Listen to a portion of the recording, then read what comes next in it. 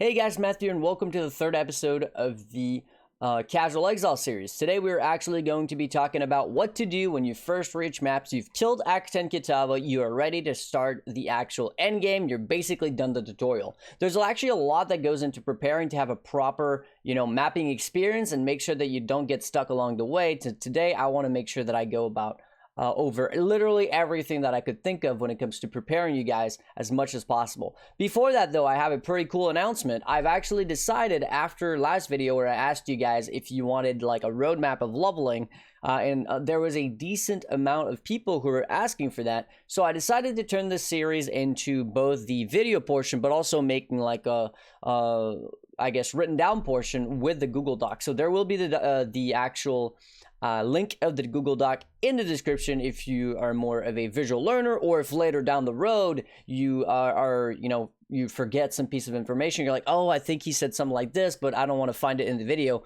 Well, you can just consult the Google Doc and all the information will be there. I will have every single of the 10 acts and basically some pointers, but especially a step-by-step guide on every single thing you should be doing in every single act, to try to maximize your leveling experience and get to maps as fast as possible without actually having to put any practice in the game whatsoever. So I really truly think, as I mentioned in the last video, 6 hours, maybe 7-ish to maps, depending on your build of course, anybody can do with even literally no practice whatsoever if they actually go through and follow the instructions and whatnot in my roadmap to leveling, and use obviously the tools that are available to them. Now I haven't done this yet. I'm about halfway done. I'm up to Act 6, but don't worry, by the time next league starts I will be completely done with getting you guys ready with that. Now let's get into the actual gist of today's video, and that is going to be how to prepare to map. So the first thing I would highly recommend, or actually I would almost say is mandatory to some extent, and that is going to be setting up your chaos recipe tool. Now I know this doesn't work for people on Xbox or whatever, but if you're playing on PC, I would literally consider this a mandatory thing, especially for newer players, especially for casual players. This is literally going to give you the resources to progress without getting those lucky drops that people always say. Oh, streamers are just lucky. Oh, streamers, they just play a lot so they get... No, it's not about that.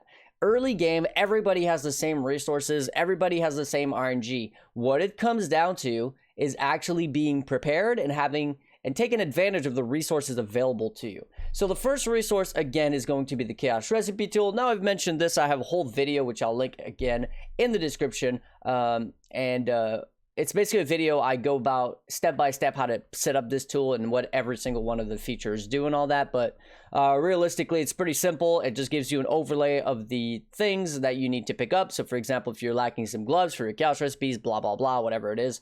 And it's going to also automatically update your filter. So I recommend you actually check out that video if you haven't. It's a pretty decent amount of information in there. That's pretty much all I have to say about the chaos recipe. No, it will not make you rich, but it will give you the resources to actually progress. It will give you the resources to buy, alchemies, to buy alterations, to be able to do some of the later things that I have to mention in this video. But it'll also give you the resources to buy those mandatory uniques if your build revolves around a certain unique, even if it's a 3-4 chaos unique. If you're not doing the chaos recipe, who knows how long that could get you to get those few chaos, right? So very, very important to take advantage of that resource, because guess what? It's allowed, everybody does it, and it's really, really strong, okay? Now let's move on. The second thing I'm gonna need you guys to do is to actually pay attention to your filter, okay? The least you see on the ground, the better. And this is actually really counterintuitive when you think about it, because well, it's an ARPG. You kill monsters, you drop loot, you pick up the loot, you make money, right? Well, it's actually kind of like that, but at the same time, the better the loot that you see on the ground, the more money you'll actually end up making. So what you want to do is to see the least amount of bad loot so you can maximize the amount of good loot, okay? And I actually have a little bit of an anecdote, or I don't know how you would call that, but here's I guess you could say a client of mine, or a patron of mine anyways, and a conversation that I had with him with how his league actually went, okay? So if you pay attention to this, and I'll explain why I'm showing this in a second here. On the 12th of January, which is a few days before the league start, I was having a conversation with him. He said he never had a headhunter, okay? On the 19th of January, which is 4 days into the league, he said, I think I scuffed up my Atlas. I'm lost. Can we do a Discord thing on Thursday, which is something I offer on my Patreon? I need some help. So I was like, okay. So we set it up for the next day. We actually had a conversation on the 20th. A one-on-one session. It took about an hour. We spoke about different things. The first thing I asked him to do is to share his screen, right? And to hop in the game. So he does that, and I tell him, show me your tabs. And the first thing he shows me is 3 quad tabs filled to the brim with rare items, unidentified. And this is like 4 days into the leagues where I would consider a Chaos Recipe to have severely dropped down in value. If you're a casual new player, I still recommend it. But once you get to those, high yellow, red tier mapping, you really want to drop Chaos Recipe because a single map is going to net you more profit. And in this case, the Ritual League, the rituals are probably going to net you more profit as well. So it's not really worth it anymore. So I asked him, are you going to be doing the Chaos Recipe with this? And he's like, no. So I told him why. Well, then why is this here? What are you doing with all this gear? And he says, oh, I identify all the pieces one at a time. I assess if I think they're, sellable. And then I price them whenever I do. And then I put them in another tab with an actual price. And the first thing I told him to do is take every single one of these rare items, unidentified, identify, I don't care. Take all of them and vendor them right now, okay? The next thing you're going to do is you're going to go to this website, which I'll talk about too in a second. Download this filter, and from now on, this is what you do. You pick up what you see on the ground based on this filter and nothing else, okay? This is what I told him on the 20th on our one-on-one session. Now, this was at night, so he logged off. I don't think he got to play the next day. But this is on the 22nd. This 22nd, 2 days later, I think this was the first time he was playing with the actual advice I had given him. He said, I made 8x last night. I think this is the most I've made in one day. The only thing I changed is entire playstyle. I didn't touch his build. I didn't touch what kind of maps he was doing. I didn't touch anything. The only thing I told him is that bit of advice. Look at that, 22nd, 8x last night. And then he said he got up to 400 chaos per hour. And then look at that, 6 days later, boom, his first headhunter ever. That's how much of that's how big it is to actually have a proper filter, okay? So I can't make this, I'm not making this up. This is incredibly important. So I'll have the link again to this website here. It's called Filtered Blade, made by Neversink, huge community member, awesome guy. Huge shout out to him. And this is what I want you guys to do. Whenever you reach maps, okay, so you can use a leveling filter, as I mentioned in the last video. You'll have a leveling filter for your leveling based on your archetype and whatnot. But as soon as you get to maps, I want you guys to swap over that filter to Neversink Strict. Now, if you go to Neversink, you'll be able to basically overview. You can go ahead and just basically what you'll do is you'll do Neversink Stable. Strictness doesn't really matter because you're going to download all of them, and then you're going to choose your style, which is the color of the filter, and then the preset, you don't have to worry about that, okay? All you're going to do basically is go to download, and then alternatively here it's going to say download all strictness levels, and you download all strictness levels. When you do that, it's going to generate a bunch of different filters, which I'll go ahead and show you guys what that looks like and which are the ones that you actually care about. So this is all downloaded.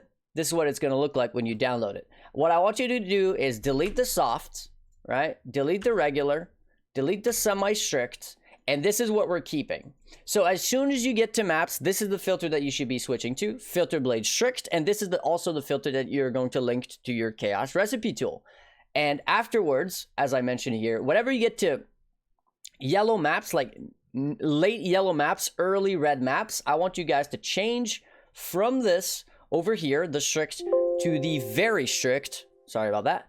And this is what you're going to be using for essentially the rest of the game until you actually reach the true end game and the true end game farming. Now, once you reach the true end game farming, aka, speed farming T16 maps, or very juiced up delirium maps, stuff like that, the more end game content, which is probably not something you guys are very accustomed to, at that point you're either going to change to the uber strict, which is also in the folder I just showed, Or you could also go with the community filter as well. So for example, you could go ahead and press this link here and you can get an update on my personal filters. This is the ones that I've been using. So they go from least strict to most strict as I go through a league. And basically that's how I go about it. All right. Now the next thing is going to be one of the most mandatory things, and that is going to be the Fixture Flask. This is super, super, super important, okay? It's actually incredibly important to Fixture Flask. It's going to be the difference between having a really bad mapping experience and a really good mapping experience. So the first thing you're going to need is a Seething Divine Life Flask of Staunching. It's pretty self-explanatory. Seething means instant life flask, which is like your panic button, and then staunching for the bleeds. The bleeds is probably the thing that you want to have an instant panic button for the most, even more so than the freezes. Next, you're going to want an enduring mana flask. Now, not every single build needs this, but the reason why I put this as a mandatory flask is even if you don't need the enduring mana flask portion of the flask, right? Even if your build doesn't really care too much about mana sustain, the warding is what's super important, because an enduring flask will last even if your mana is full, which means the effect is still going to be ongoing, even if technically you're full on mana, right? So you see how I'm full on mana right now in game. If I go ahead and hit this flask, my mana flask, you'll see that the divine is basically ongoing, and its effect is also ongoing. And the effect of this is that it makes you literally curse immune. It gives you a curse immunity during the on time of at any time when you're using this flask, which is an absolute beast when it comes to your mapping experience. It's gonna make it you not have to worry about things like elemental weakness on your map, not worry about things like temporal chain slowing you down. All that you don't have to worry about anymore. All right, the next thing is a Quicksilver Flask, also pretty self-explanatory, right? You want move speed when you're mapping. Move speed allows you to dodge easier, right? Out of different mechanics from bosses and stuff, but also allows you to clear maps faster, which means you can progress faster. So Quicksilver Flask is pretty mandatory. Now, the best Quicksilver Flask which you can ask for, which I don't have on right now, is an Alchemist Quicksilver Flask of Adrenaline. This is the one that reduces the duration but increases the effect. And Adrenaline actually gives you more move speed during the effect of the flask, which all these together give you like 70% move speed or something, which is typically an insane amount in the early portion of mapping. So an absolute mandatory flask. This is actually the flask which I put pretty much all of my resources in terms of alteration orbs until I get it. In any league, this is like the first thing I roll. And be wary though, because this will require you a flask of item level 25 or above. So that means that you can't roll these mods on the level 3 flask that you get at the beginning of the game. I'll actually put a note down here so people don't spend all their alterations rolling a flask which can't hit the mods.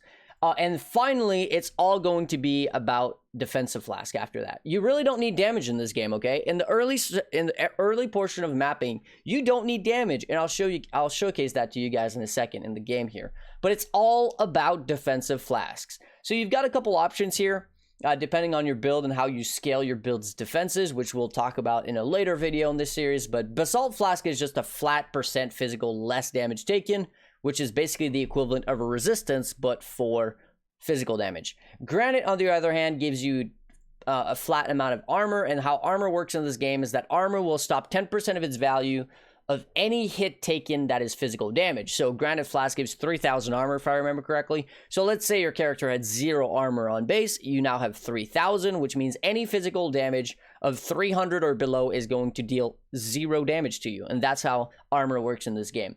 So what that means typically is that Granite Flask is going to be better in the early stages of the game because monsters don't hit very hard.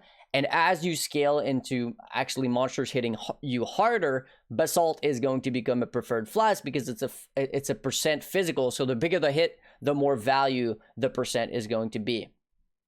That being said, better even than armor in getting hit is not getting hit at all. And that's where most of my builds are actually going to worry about not getting hit instead of mitigating actually getting hit. Which is typically the preferred method for softcore players. In hardcore, it's all about being able to take the hit, and softcore, it's all about not getting hit at all, which is why the Quartz Flask, in my opinion, is probably my go-to. I think I have one here. No, I actually have a Jade. But a Quartz Flask gives you 10% dodge and spell dodge, which goes very, very well with this node right here, which is Acrobatics and Phase Acro. Phase Acro gives you 30% spell dodge, while accurate will give you 30% dodge. You add that 10% on top of that, and then you scale in the evasion and all that, and you can get pretty easily spell capped and dodge capped with minimal investment in a build when it comes to builds that just don't want to get hit.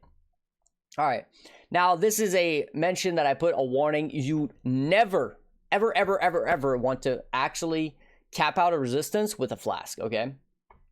So of course you have different flasks which will offer resistances, like for example the I can't remember the flask that gives you like 35% all res and stuff like that, or there's just flasks that will increase your resistances during the actual effect of the flask. Those are bad. I'm not saying you shouldn't use them, but that's not how you want to cap out your resistances ever, because the moment that flask is not going, you forgot to click it or anything like that, and then you get hit by an elemental damage attack or a spell or something, you're dead, right? You're dead. So you definitely always want to make sure that you are res capped, which is 75, 75, 75, with just your gear. And I'll show you guys how easy this is to do when I show you guys how awful the gear is on this character, which was a leveling practice character that I did. All right, so in terms of suffixes, because it's not all about the type of the flask, there's also an important part, which is the suffixes, and this is where you're going to get these immunities. Like I said on the life flask, staunching, right, is immunity to bleed. Warding is immunity to curses. But there's one more that's very important, and that is going to be immunity to chilled and freezes, and that is of heat. Now, the advantage of both warding, heat, and staunching is that you can actually beast grab them. For those who didn't know, I'm guessing most people know that, but I'll still mention it. If you go to your menagerie here, you'll see that you're actually capable of crafting these suffixes on a flask. All that it requires you to do is have a flask that doesn't have a suffix. The suffix is basically the name of the flask after the actual basically type of flask. So see how this one says flagellant jade flask of reflexes. The prefix is flagellant, the type of flask is a jade flask, and the suffix is reflexes. Now this reflexes is not something that you can get with a with the beast, but you can get heat, which is obviously freeze immunity. You can dowsing, which is ignite immunity, which is typically not something you worry about too much. Staunching for bleed. Grounding is shock immunity, again not something you care about too much. Curing is for poison, not something you worry about. And finally, warding is the last big one, very important one, and that is going to be for curses. All right, so let me go ahead and head back to my hideout, and that is basically going to be the one that you care about. Finally is going to be heat. If you've been paying attention, that means that you have 4 flasks, right? The last one is really kind of a flex flask, but also a flex suffix. So a good suffix would be, for example, this reflexes that I have here, which gives me 88% increased evasion rating during flask effect. This is a global multiplier to my evasion, right? This is actually kind of insane. So anyways, don't worry about what I just said here if you don't know what that means. But it's a lot of evasion, I guess, is what I'm trying to say, to your actual evasion. So that's going to help you out quite a bit into being able to, again, not get hit. Or you can also get that 88% up to 100% of armor, which will allow you to increase your armor, which will allow you to take a bigger hit. Again, different options that you have in terms of the last suffix. Now, after that, you've done your all your 4 main ones. The last one is also a flex slot, for example, for a unique flask, if your build happens to want to use a unique flask. All right, now let's talk about your first purchases, and that's going to be the moment you hit maps, whatever currency you've amassed up at that point, which is probably not going to be a lot, but even in your early stage of mapping, essentially what you're going to be buying is Orb of Alterations in order to roll all of the flasks that I previously mentioned. These flasks are probably going to be carrying you harder than better pieces of gear in a lot of cases. That's how big having good flasks is going to be. Orb of Alchemies is also going to be very, very important for allowing you to actually run maps without using transmute. I never transmute a map, not even a T1 map. I will always use Orb of Alchemies, and it's worth it. You should always alch your maps. The reason for that is because transmutes turn a map into a magic item, which means a maximum of 2 affixes, a prefix, and a suffix, while an alchemy will turn it at the very least into a 4 mod, which means at least 2 prefixes and 2 suffixes up to 6. And then you can even valid into an 8 mod, but that's a different story. So yeah, very important to use alchemies to try to get the most value out of your maps possible, which is going to allow you to progress your atlas faster. Also get more rares to drop, which means, you know, more chaos recipes that can be done. And then finally, I want to talk about real quickly your Trial of Ascendancy before I show you guys something in the game. The easiest way to get your Trial of Ascendancy is going to be going to Global 820 or Trade 820 and either, you know, getting them for free or buying them from other people in Trade 820. Now, the thing is, this is typically only going to be doable at the very start of the league. Even after just the first few days, there's not going to be many people advertising for trials, but you can still try your luck. Now, typically, I actually don't worry about trials whatsoever before I get to late yellow / early red maps. When I'm around level 80 or so, that's when I'm going to typically go do lab. So because of that, I typically have found most, if not all of these trials, and if I'm missing 1 or 2, it's pretty easy to go ahead and just buy them from Trade 820 or again, get them for free in Global 820, which are the 2 main channels in the game. If you don't know how to join those, basically all you have to do is type in enter / global and then 820. That'll put you in the actual 820 channel. You can do the same thing with trade. Now, if you're not active in that channel or if there's actively a lot of people trying to join in, you might get kicked out for inactivity, okay? Now, the last thing I want to show you guys is what I mentioned earlier in the video. Oops. And that is that damage is not important in this game. Defenses, and the reason why we focus on things like defenses Flask, is significantly more important than damage. And another thing that I wanted to talk about is how really bad gear is doesn't really matter in terms of capping out those 75 resistances that I previously mentioned. So what I'll be showcasing here real quick before we end the video is going to be this level 74 character. Now, this level 74 character has the instant life flask that I mentioned. It has the mana flask. It doesn't even have warding. The warding is on the wrong flask, but that's okay. And then it has a flask of reflex, and it's got an empty flask. Now, I'll talk about the gear. It's got a white piece of gear, which I just crafted resistance on. It's got a horrible belt with 50 life and crafted fire res. It's got boots with a bit of cold, a bit of lightning, a bit of move speed, and a bit of life. These aren't awful for a practice run. It's got a chest piece, which is a white 4-link with crafted double res. It's got a ring with no life whatsoever, 8 cold res, a bit of lightning, and some fire. And it's got a ring with no life whatsoever, 6 all res, then 20 lightning, and then the fire and lightning as well. It's got an amulet with literally nothing except a bit of dexterity, which is what I think I need, and also a bit of cold and lightning. Helmet with 0 life and 9 lightning res. Yep, 0 life and 9 lightning res. Act 2, actually 2 Act 2 wand crafts, which are the ring craft that I mentioned in the last video. That's also, in the actual Google Doc. And both of these wands literally have a resistance crafted on them, okay? I'm wearing level 16 gems, and that's it, okay? Let me show you guys how badly you just don't need damage in this game, okay? So here's what we're going to do. We're going to take a T12 map, which a lot of people tend to think is a very difficult thing to actually clear, which even has players cannot regen life and mana and energy, which is a super annoying mod. And just to show you guys, this level 74 character with 2,400 life is actually going to one-shot monsters in this map. Now, I'm not saying that I'm not going to die. I'm probably going to die given my ridiculous levels of defense right now. Now, that's probably going to happen. But just to give you guys like an example of how you just don't really need a lot of damage. This is a 4-link, by the way. So obviously some of these monsters, especially these are Union of Souls, which essentially means when you kill one, they all mix together and they become really tanky. But still, as you can see, I'm not saying this is the best clear in the world, but I'm actually clearing a T12 map on this gear, which I just showcased to you is absolute garbage. And at level 74 with level 16 gems on a 4-link, not a 5-link, right? Not a 5-link, not a 6-link, not a tabula, a 4-link, which actually has double resistance crafted on it, okay? So the reason why I was showcasing this is that I hear it all the time. Oh, my character doesn't have enough damage.